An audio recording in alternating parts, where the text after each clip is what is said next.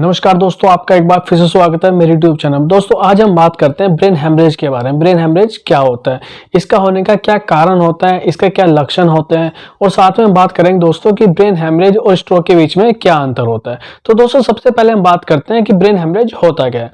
देखो दोस्तों, brain haemorrhage एक ऐसी स्थिति होती है जब हमारे ब्रेन के अंदर दिमाग की नस फटने के कारण यानी कि खून बहने लगता है। तो जो खून बहता है वो अंदर अंदर इकट्ठा होता रहता है, तो उसका क्लॉट बन जाता है, तो उसको हम ब्रेन हेमरेज बोलते हैं। तो दोस्तों इसका आने का क्या कारण होता है, ब्रेन हेमरेज कैसे होता है। जब किसी पेशेंट को ज्यादा हाई ब्लड प्रेशर हो जाता है या किसी पेशेंट का खून जब ज्यादा पतला हो जाता है या किसी तरह से उसको एक्सीडेंट के कारण उसको सर पे ज्यादा गहरी चोट लगी हो जिसको हम ट्रॉमा बोलते हैं, तो इस कंडीशन के कारण पेशेंट को ब्रेन हेमरेज हो जाता है। दोस्तों अब मैं बताता हूं आपको कि ब्रेन हेमरेज होने के क्या लक्षण होते हैं। दोस्तों जो हमारा ब्रेन होता है उसके अलग अलग पार्ट में किसी भी एक पार्ट में हेमरेज हो सकता है, तो जरूर नहीं कि एक पार्ट में हेमरेज होता है, तो इसीलिए इसके लक्षण भी अलग अलग हो सकते हैं। जैसे किसी पेशेंट में क्या होता है, उसका जो चेहरा होता है उसके चेहरे के एक पार्ट में सुनपन आने लगता है, या उसका एक हाथ काम करने बंद कर देता है, उसकी एक टांग काम करना बंद कर देती है, या बॉडी का एक साइड होती है वो काम करना बंद कर देती है, या उसकी एक आंख जो होती है उससे दिखना बंद हो जाता है। तो ये उसके लक्षण होते हैं। दोस्तों अब बात करते हैं हम कि ब्रेन हेमरेज और स्ट्रोक के बीच में क्या अंतर होता है। देखो आपको दोस्तों ब्रेन हेमरेज के बारे में तो मैंने अभी बताया है, तो स्ट्रोक के बारे में बताता हूँ कि स्ट्रोक होता क्या है।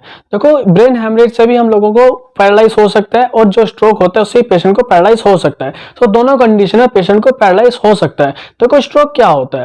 देखो स्ट्रोक हम उसको बोलते हैं जब हमारे दिमाग को जो जिस रास्ते से ब्लड जाता है तो उस रास्ते में किसी कमी का कोई क्लॉट बन जाता है या कोई भी परेशानी आ जाती है जिसके कारण हमारे दिमाग को खून नहीं पहुंच पाता, और उस कारण हमारे जब खून नहीं पहुंच पाता तो हमारे दिमाग को ऑक्सीजन भी नहीं पहुंच पाते, जिसको हम स्ट्रोक बोलते हैं। तो दोस्तों इस कंडीशन में पेशेंट को पैरालाइज हो सकता है। दोस्तों आपने सुना होगा कि किसी किसी को लकवा मार जाता है। क्या आपको पता है लकवा होता क्या है, लकवा होने का क्या कारण होता है। दोस्तों लकवा होने का अलग कारण होता है। ये पेशेंट को कब होता है, जब किसी पेशेंट में विटामिन बी कॉम्प्लेक्स की कमी आ जाती है या विटामिन B12 की कमी आ जाती है, तो इस कंडीशन के कारण पेशेंट को लकवा मार जाता है। दोस्तों अब बात करते हैं हम कि ब्रेन हेमरेज के इलाज क्या होता है, इसमें पेशेंट को क्या इलाज दिया जाता है। देखो दोस्तों अगर किसी पेशेंट को ब्रेन हेमरेज हो जाता है तो जरूर नहीं उसकी इमीडिएट सर्जरी की जाती है, पहले उसकी कंडीशन भी डिपेंड किया जाता है, पहले उसकी कंडीशन देखी जाती है।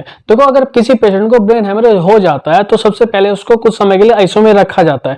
आईसीयू में रखने के बाद उसका जीसीएस देखा जाता है। जीसीएस का मतलब होता है दोस्तों गैस ग्लो कोमा स्केल। इसमें क्या होता है, इसमें पेशेंट का मूवमेंट देखा जाता है, पेशेंट की कॉन्शियसनेस देखी जाती है कि पेशेंट कितना वर्क कर रहा है, यानी कि उसका कितना हाथ चल रहा है, वो कितना बोल पा रहा है, कितना देख पा रहा है, क्या उसकी दोनों आंखें ठीक काम कर रही हैं, या उसका हाथ प्रॉपर सही से काम कर रहा है, या बॉडी का कोई पार्ट उसका काम सही से नहीं कर रहा है, या वो हमारी बात को सही से समझ पा रहा है नहीं। या कुछ पेशेंट ऐसे होते हैं कि वो बोलना कुछ और चाहते हैं, उनकी जुबान से कुछ और निकलता रहता है, या कुछ पेशेंट ऐसे होते हैं वो होपलेस रहते हैं, कुछ से कुछ बोलते रहते हैं, उनको पता नहीं रहता हम क्या बोल रहे हैं। या कुछ पेशेंट ऐसे होते हैं कि अगर उनके पास खड़े रहते हैं वो डरते रहते हैं, उनका दिमाग जो होता है वो अनकॉन्शियस टाइप में चला जाता है। तो ये कंडीशन आ जाती है जिसको हम जीसीएस से ही मेंटेन करते हैं, जिसको हम देखा जाता है कि जीसीएस कितना होता है।